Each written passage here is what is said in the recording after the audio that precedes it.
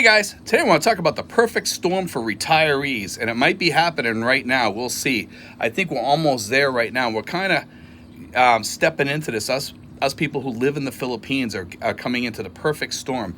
Is it really the perfect storm? I don't know. I'd like to see in your comments what you guys think out there, because I think for me, from my perspective, I mean, with the low rents here and stuff like that already, I think we're already in the perfect place to be for your retirement over here, because of the cost of living is so cheap to live in the Philippines. But here's the perfect storm. Today, we hit 56 to 1 on the Forex. That's 56 pesos to every dollar, which is really, really good when you go to exchange your money. So guys that are in the sweet spot budget are making out the best, because they're getting bank money, and then the guys that are on the lower budgets, they're doing okay. They're getting a little bit of a kick, a little bit, from that. But also, here's the kicker that makes it the perfect storm. This coming year, when we get our COLA raises, which a lot of us do, people who are on, some people get it from their annuities, some people get it from their retirement pensions, some people get it from their VA money, what have you, their Social Security.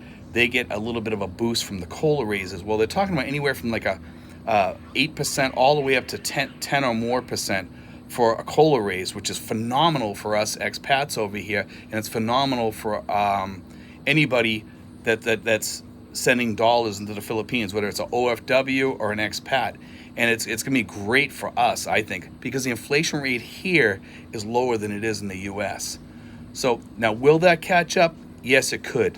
That's the part that we have to wait and see what's going to happen. But I did notice the gas prices dropped a little bit this past week, which they said it was going to happen. So that might save us and keep the inflation rate tamped down a little bit over here. But I did notice that some foods, such as I noticed like pasta platters at Kenny Rogers, they had gone up about 20%.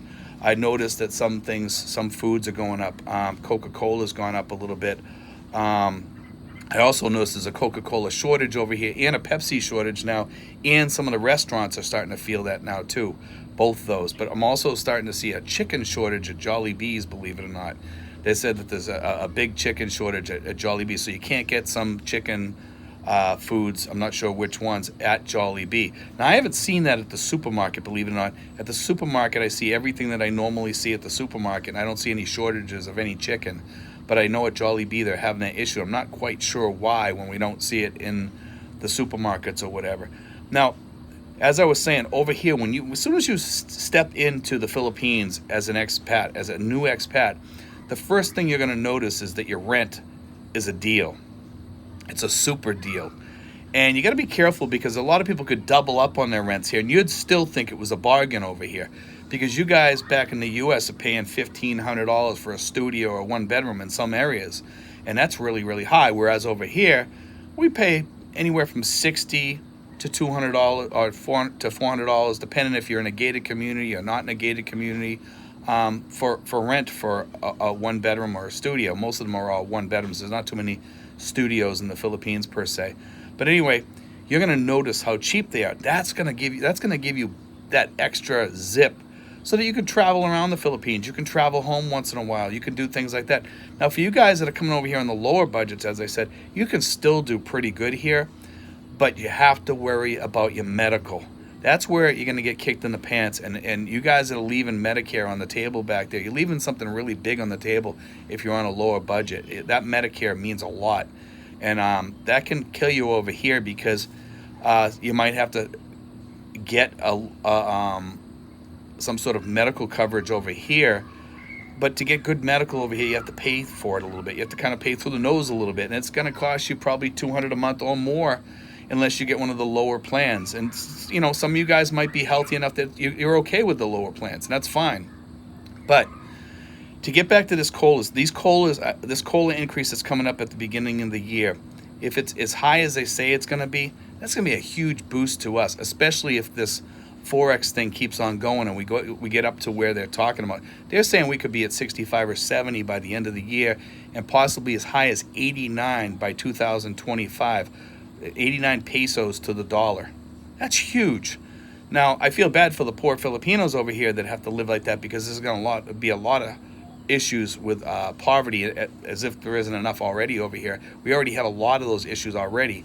If the rate starts going crazy, and I do notice that the Philippines is looking to get more loans, which could hurt them in the long term, or even it could be the short term or long term. I think it's going to be in the long term because they have to pay back that debt. They have to keep on doing all that stuff, and paying all that debt back. That could drive that higher, that Forex thing, and make give the dollar more value. So we'll see what happens with that. But I do think we are in some sort of perfect storm here. We're definitely in a perfect storm here for retirees, in my eyes. We'll see what happens. I'd like to see you guys put some comments on it. What do you think? Do you think it's a perfect storm? For me, I think when you get an 8.3 to 10% increase in your COLA, and you're gaining money, let's say we gain 5 to 10% also with the Forex, that's a good place to be. It's a very good place to be. And it makes the Philippines that much better of a place to be, whereas the people in the United States are suffering. And some say that the inflation rate might be as high as 15 to 20% back home, because they always say, oh, it's 8.3%. We know from going out and spending or whatever and seeing the rents back there and food prices that it's no way near 8.3% or even 10%. It's probably higher, closer to like 15 to 20%. But anyway, guys, I want to throw that out there about that a little bit. And I do want to throw this out there about food shortages. I do see some sort of food shortage happening here and probably in the world pretty soon. The Philippines has weathered this pretty good so far, more so than in the United States as far as the flour. We're not seeing any rice shortages. I see rice everywhere. Flour and sugar here is actually quite common. I went to the store the other day. They had a whole pallet full of sugar there. So I was like, wow, okay, so there's no shortage of sugar here, but yet there's a shortage of Coca-Cola here, which is kind of strange. And like I was saying, Jollibee also has a shortage of chicken and everything.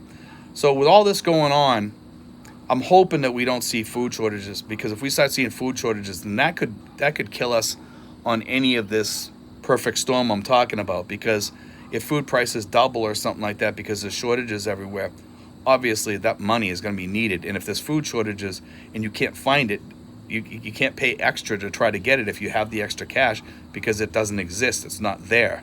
So you guys might want to think about packing away some extra rice, canned foods, things like that, because there is talk about food shortages.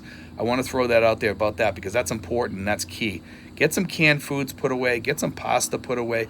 Get some vacuum-packed rice. Get that put away. Vacuum-packed rice can last anywhere from a year to 2 years, they say.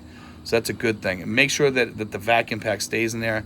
Also, put some more food in your freezer or whatever, just to weather the storm out if it does happen. If it doesn't happen, hey, just use the food up at the end of the year or whatever if you see that we're coming out of this or whatever. And that it might be a good idea to put a little bit of extra stuff away. Anything you need, and also they're talking in the world more about brownouts, electricity shortages, things like that. I'm not quite sure why that's happening. Also in the U.S., they're talking about that. I'm not seeing that in the Philippines much. We've always had a little bit of a brownout or blackout situation in the Philippines, but here in my town, it shuts off for like a minute or two and then comes back on. But I do notice that in some places they do have that. That could get worse in the future. We'll see what happens. I mean, with populations growing, things happening in the world, and a lot of strange things happen in the world nowadays. You might think about getting a generator, possibly put some extra gas away and get some stable to put in the gas that makes your gas last longer.